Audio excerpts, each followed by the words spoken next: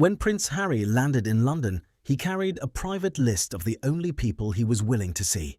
And Sarah Ferguson's name wasn't just left off it, it was completely crossed out. For months, Sarah tried everything to get back into Harry's good graces. She sent messages, tried using her daughters to mediate, and insisted a reunion was for his own good. But Harry didn't just turn her down, he slammed the door shut and locked it. Now, as King Charles pushes her out of her home, Sarah feels humiliated, cut off, and ready to fight back. What did Harry discover that made him shut her out so completely?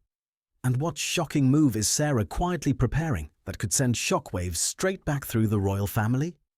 Make sure to stay tuned until the very end of the video, because the secret behind Harry's decision changes everything we thought we knew about this royal rift. And if you enjoy quick, deep dives into stories like this, hit that like button, subscribe, and join our family. It helps out tremendously, and we're so happy to have you here. Sarah Ferguson was convinced that time could heal any wound, but she completely misjudged who she was dealing with. When Prince Harry made his solo trip back to London, Sarah thought this was her moment to finally fix things. She didn't reach out directly at first. Instead, she used her daughters, Princess Beatrice and Princess Eugenie, as personal messengers to send a quiet series of texts and calls. She believed that if she could just get Harry in a room, she could smooth everything over.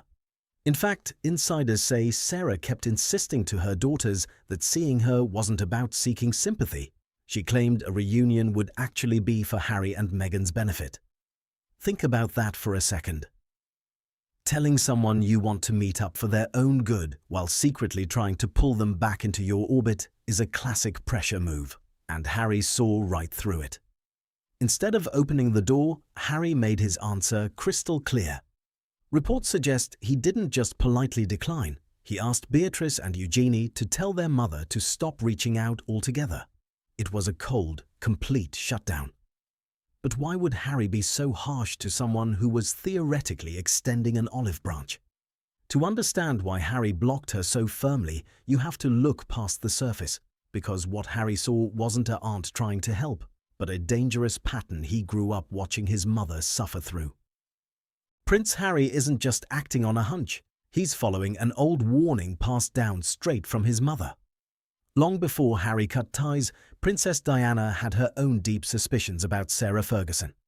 Back in the 90s, Diana and Sarah were famously close, practically leaning on each other to survive the intense pressure of royal life.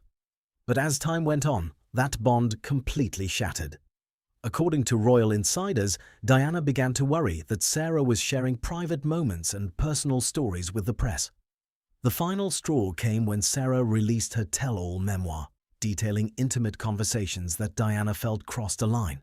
For Diana, personal privacy was her safety net. Once she felt that trust was broken, she pulled back completely and never fully let Sarah back into her world.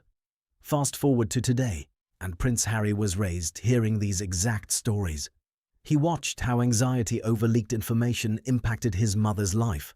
So when Harry looks at Sarah Ferguson today, reports suggest he doesn't see a changed person. He sees the exact same pattern. He sees someone who reportedly struggles with discretion, someone willing to put private details into the public eye when it suits them.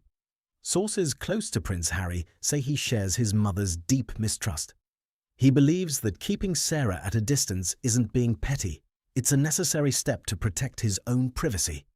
And that boundary didn't just stop with Harry himself, it extended directly to his wife, Meghan Markle, in a move that caught everyone off guard. Prince Harry made sure his boundary with Sarah Ferguson wasn't just a personal choice. He actively built a complete protective wall around his wife, Meghan Markle, to keep her out of harm's way. When Meghan first stepped into the royal world back in 2016, Sarah Ferguson was actually one of the most welcoming faces in the entire family. In fact, it was Sarah who famously stepped outside Royal Lodge to teach Meghan how to do a deep, traditional curtsy just minutes before she met Queen Elizabeth for the very first time. Because of moments like that, Meghan naturally developed a genuine warmth and fondness for Sarah. But as tensions began to boil over between the Sussexes and the rest of the royal family, Harry saw the bigger picture. Reports suggest that Harry quietly pulled Meghan aside and gave her a firm, protective warning. He told her that while Sarah's warmth felt comforting, she had to be kept at a strict arm's length. Think about how calculated that move really was. At a time when senior figures in the palace were actively distancing themselves from Harry and Meghan, Sarah Ferguson was one of the very few reaching out. It would have been so easy for Meghan to let her guard down and accept the support. Instead, Harry treated Sarah's outreach like a line that could never be crossed. He wasn't being cynical, he was acting on years of personal observation. He wanted to shield Meghan from getting dragged into messy public scandals and unpredictable leaks that she simply couldn't control. But what about Sarah's daughters, Princess Beatrice and Princess Eugenie? That is where Harry had to play an incredibly delicate hand. Harry has always shared a deep, genuine bond with his cousins, and he knew Beatrice and Eugenie were trapped in an impossible situation, caught directly in the middle of a massive family war.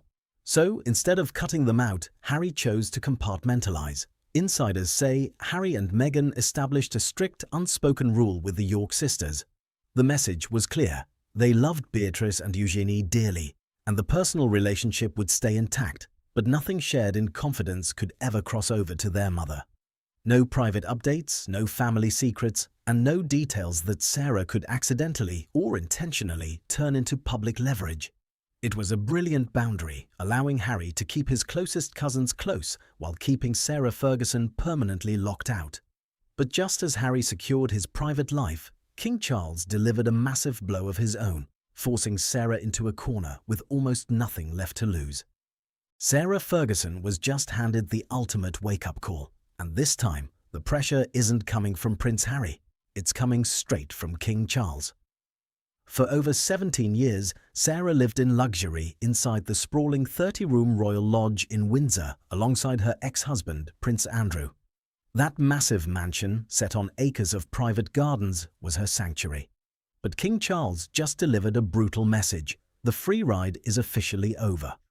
After years of non-stop scandal, King Charles officially stripped Andrew of his royal titles and started pushing both of them out of Royal Lodge. While Prince Andrew is being moved off to a smaller private estate on the £60 million Sandringham property, Sarah was given a shocking piece of news. She isn't invited. The palace is not giving her a single official residence. Think about how terrifying that reality is. Sarah reportedly asked if she could move into Adelaide Cottage, the 4-bedroom home left behind by Prince William and Princess Kate. But royal sources quickly shut that down, leaving Sarah with zero royal housing. Insiders say she feels completely thrown under the bus, blamed for past scandals and financial disasters that she feels weren't entirely her fault. Suddenly, the safety net is gone. Her children's book deals are getting cancelled, her income is drying up, and she's scrambling to figure out where she'll even live next year.